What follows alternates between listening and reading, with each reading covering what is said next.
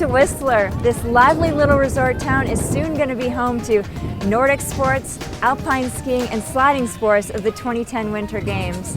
And if you haven't been here before, I'll show you just a few of the things you can do in this fantastic outdoor playground. The drive is about 1.5 hours from Vancouver, but with the incredible views from the Sea to Sky Highway, the trip goes by fast. Whistler Olympic Park, Whistler Paralympic Park, and the Callahan Valley are about 20 kilometers south of Whistler Village. The cross-country skiing trails there are great, but it also draws people who just want to admire the ski jumps because they aren't exactly a common sight in Canada.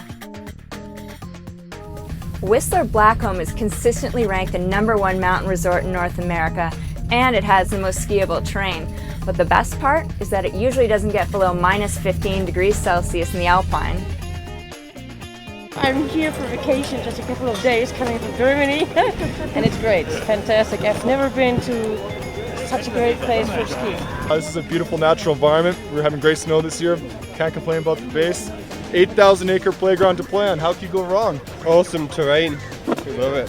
30 centimeters of powder 2 days ago. Nice. Pretty nice. The view, it's beautiful. Just got here my first day here today. Just back from Toronto. It's awesome. Just looking around the mountain view. Beautiful. Yes.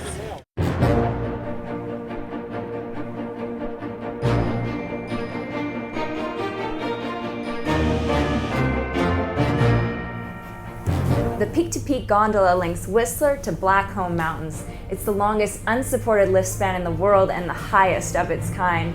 So if you're not a fan of heights, well, this might not be the ride for you, but the views are fantastic.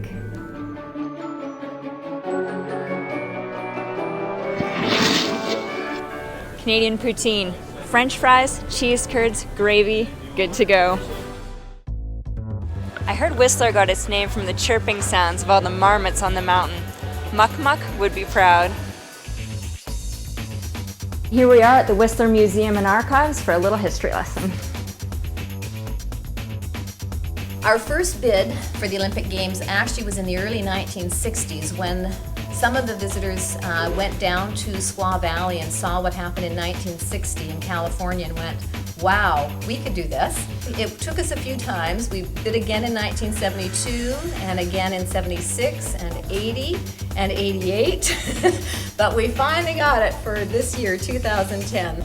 Whistler really has sort of a grassroots background in terms of being some kind of an epic place for the early skiers that were looking for something extreme. Next up, the Squamish and Lillooet Cultural Center. Welcome to Squamish and Lillooet Cultural Center.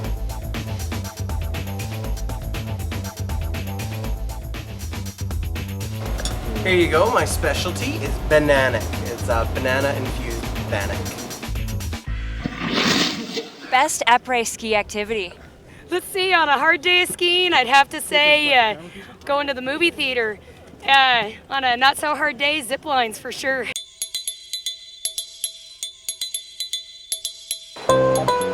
Skiing and snowboarding aren't the only ways to have fun on the mountain. Zip trekking through the trees will make you feel like a kid again. Woohoo!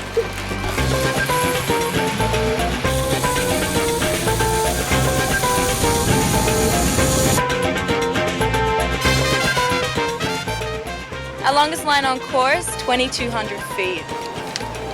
Look, Mom, no hands. I heard the dog sledding around here is a good time too, so we tried it out in the Callahan Valley.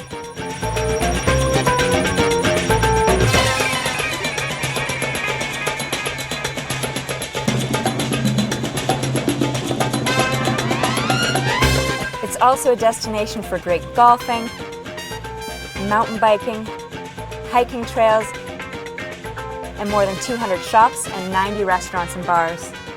Our dance floor was in the kitchen. We converted, and we had the 8 a.m. dance party. Nice. Whistler and Blackcomb have après-ski perfected. There are tons of great restaurants and pubs to choose from, but no matter where you go, it seems like everyone's in a good mood. Cheers to that.